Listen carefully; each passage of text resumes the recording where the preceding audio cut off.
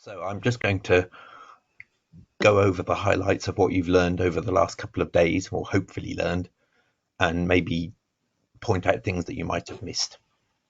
So hopefully you have learned that PSyclone is a domain-specific compiler. It has 3 core domains or APIs that we work with.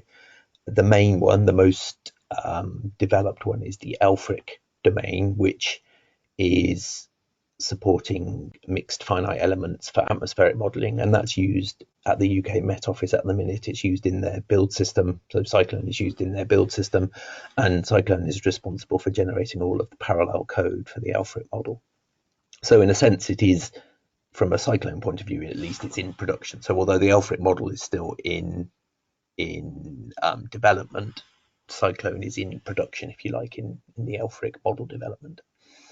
Geocean, which Jörg has talked a bit about this morning, is much more of a prototyping API. It's a lighter weight, supports finite difference on stretched regular meshes, and is the basis of a lot of the work that Sergi has been doing on targeting more exotic architectures, with the hope then being that if we find good ways of working with other programming languages, that can be fed into the Elfric and the NEMO APIs as required. And then the NEMO API is distinct from those first two in that it works with existing code, obviously given the name, primarily NEMO, but as Jörg described this morning, it is configurable. So if you have code that is doing finite difference-y type stuff on a regular type of mesh, then it's quite possible that if that code follows fairly strong coding conventions, then the PSyclone could be configured to work for it as well. The point of PSyclone, particularly with the PsyCal approach, so the Elfric and the Geocean, is that it frees the scientific developer from worrying about parallelism and optimization. They just write what is effectively serial code. They write kernels, they write algorithms, and PSyclone generates the parallel code for them. And PSyclone and the HPC expert can then use PSyclone with Python scripting, which hopefully you've become fairly proficient at over the last couple of days, to target different computers. So you can apply OpenMP, you can apply OpenAC, you can do, as Rupert described, some more serial type optimizations like loop fusion, that kind of thing. And the result of all of that can still be commented Fortran, at least for Elfric and Geocean, it's commented Fortran if you're generating Fortran. So as I've hinted there are 2 modes of operation to PSyclone. The first one, where we came from, is revolution, and the second one is evolution. So the first one, revolution, means that you must, as Jörg described this morning in his kind of walkthrough example of rewriting an application, you have to rewrite your application to conform to the PsyCal separation of concerns. So that means you have an algorithm dealing with fields. At the bottom, you have a kernel that deals with a single grid point or a single column of cells. And then in the middle, you have the parallel system layer that PSyclone generates for you. And so in that revolutionary mode, we have those 2 domains, the Elfric one and the Geocean one that I've just described. And the key thing about that revolutionary mode is that the PsyIR for those is generated from scratch. So the PSyclone reads the algorithm layer and it reads the kernel metadata, and it constructs the PsyIR from nothing. And then from that, you can generate Fortran or whatever. The evolutionary approach is quite distinct and relies on processing existing code with strict coding conventions. And from that, from the parse tree that we get from parsing the code, we then recognize the code structures and certain patterns, and that allows us to construct the PSyclone internal representation. So there's 2 routes to getting the PSyclone internal representation, but the key thing is that once you've got to the PSyclone internal representation, there is only one of those, and so that means you can then have common functionality. So to remind you what PsyCal looks like and the role of PsyCal, or the roles in PsyCal. So the idea with PsyCal, as I've said, is that the natural scientist, the meteorologist, the oceanographer, is responsible for writing the algorithm and the kernels. They have no need to worry about parallelism, apart from the fact that there can be no a kernel must be something that can be executed in parallel. I suppose that's the only rule really that they need to worry about. And then the role of the computational scientist is really to optimize what goes on in the parallel system layer. So that's looking at, implementing the domain decomposition or OpenMP threading or OpenAC threading. In pictorial form, the NEMO domain looks like this. So instead of starting at the top and working down, we start at the bottom. So you have Fortran code comes in, is parsed by the fparser Fortran parser, which is, just as a reminder, is available on GitHub for anybody who's interested. That Fortran parse tree is then used to construct PsyIR. And then from that generic PsyIR, we go up into a NEMO specific internal representation. So as Rupert had in his last slides, for instance, there's a NEMO loop and a NEMO invoke schedule, which have certain, they're sort of subclasses of the general schedule that have NEMO specific things in them.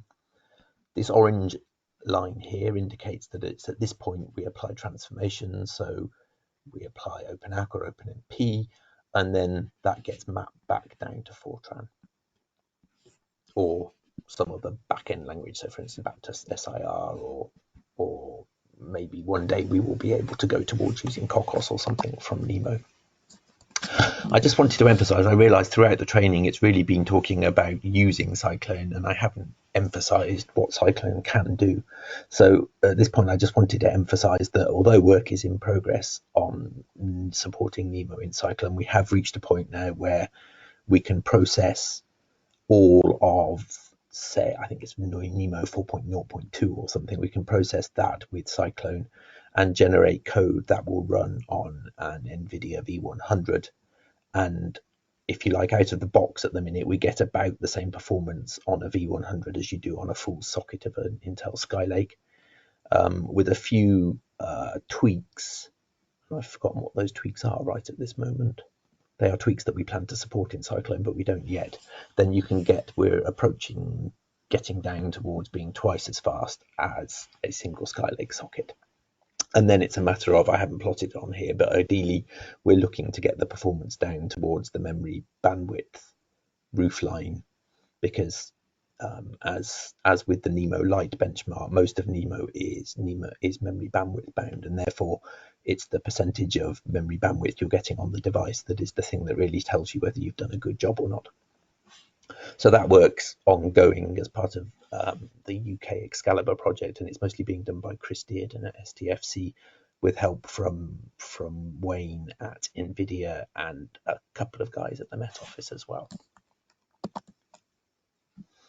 So hopefully by now you all know that the PsyIR is a language independent internal representation. So it's aiming to represent any procedural programming language with a focus on really only representing the bits of that language that are important for computation.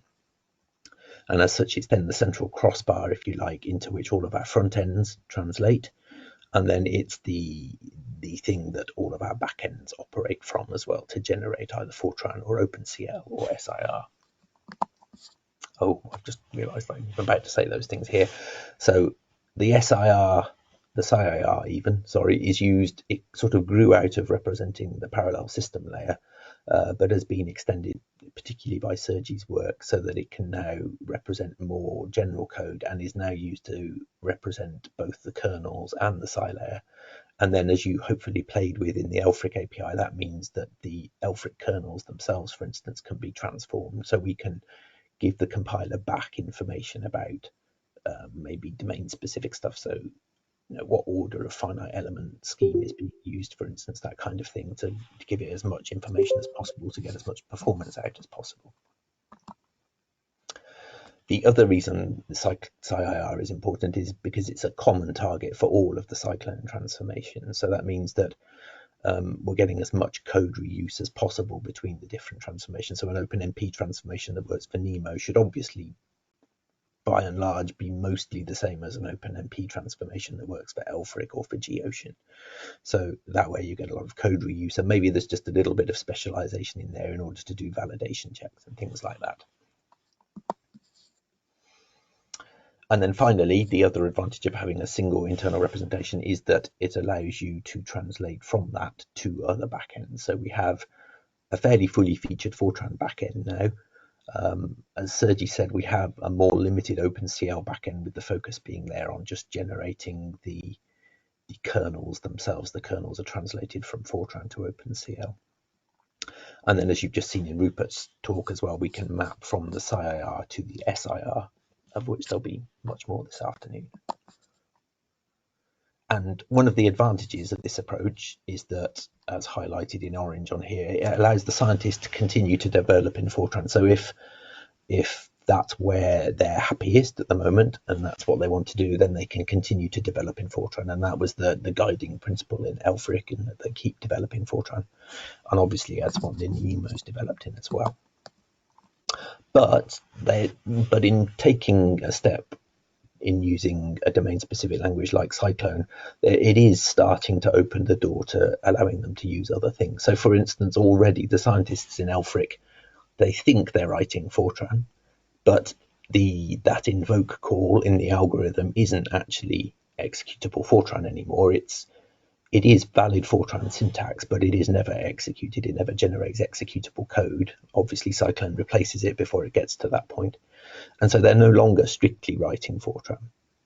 And so the advantage of this common internal representation is that once you have other ways of generating it, so for instance, as Rupert provided on one of his pictures, it's possible that you could map in other directions. So you could map from the SIR to the PsyIR, and then that means you have other ways of writing kernels or writing algorithms that then get mapped into the PsyIR.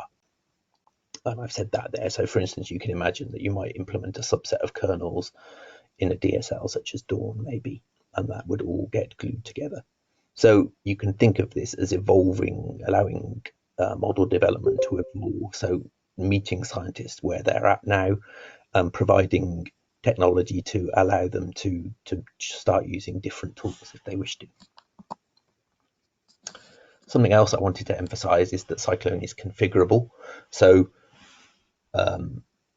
this is all really thanks to Jörg. Initially, we started out and we'd pretty much hardwired in the assumptions about in the NEMO API and the coding conventions, but they are now in the configuration file. So as Jörg showed, you can define iteration spaces, you can define what your different loop variables mean, and then you can use that information to reason about the code in the optimization scripts that you write. A question we often get asked, or often asked about DSLs, is what about debugging? The fear is that you're going to write some code and it looks simple, but then if it doesn't work, then where is it you go to look for the reason that it's not working? So a few points about that. The first point, I think, is that it's much harder to introduce bugs. That's one of the reasons for having a domain-specific language, is that the scientist is no longer responsible for writing what is essentially a lot of boilerplate code. They don't have to whack in a Halo exchange just in case because they're not sure. That kind of thing is dealt with automatically. And by the same token, they can't forget to put in a Halo exchange either. So you've eliminated the source of a lot of bugs there. One of the other things that we don't often talk about but are trying to emphasize a bit more these days is the fact that PSyclone can add runtime checks, and it can do that more flexibly than maybe a general purpose compiler can do. So we can add sort of domain specific checks, if you like, that a field is on the function space that the user has said it's on, that it's on the function space that a kernel is expecting, for instance, in Elfric. And then, as Jörg talked about, we can add more invasive checks. So we can check, for instance, that the arguments into a kernel that are declared as read-only really are read-only, and they're not modified by some out-of-bounds memory access somewhere that we weren't expecting. And we can also check that fields into and out of kernels don't contain nans or don't contain infinities. And while sometimes compilers support this functionality, often if you just turn that functionality on in the compiler, it might trigger false positives in other parts of your code where you do actually end up with nans, but that's okay for some reason that they're handled. And therefore turning it on in the compiler isn't really an option. And therefore being able to turn it on in PSyclone and maybe just check the certain sections of your code is actually a really valuable thing to be able to do. And in the future, with the ability that we already have to sort of record the values of fields into and out of kernels, this obviously opens the way to being able to look at the flow of an application. So a problem that HPC experts often have, and maybe scientists have as well, is that you have a version of your model where it was working, and you have another version of your model where you've done some changes and it's no longer working, and you can't work out why it's no longer working. Well, if you can effectively trace the application through and look at the inputs and outputs to kernels, then you can spot at what point the results start to diverge, for instance. So that's really useful future functionality.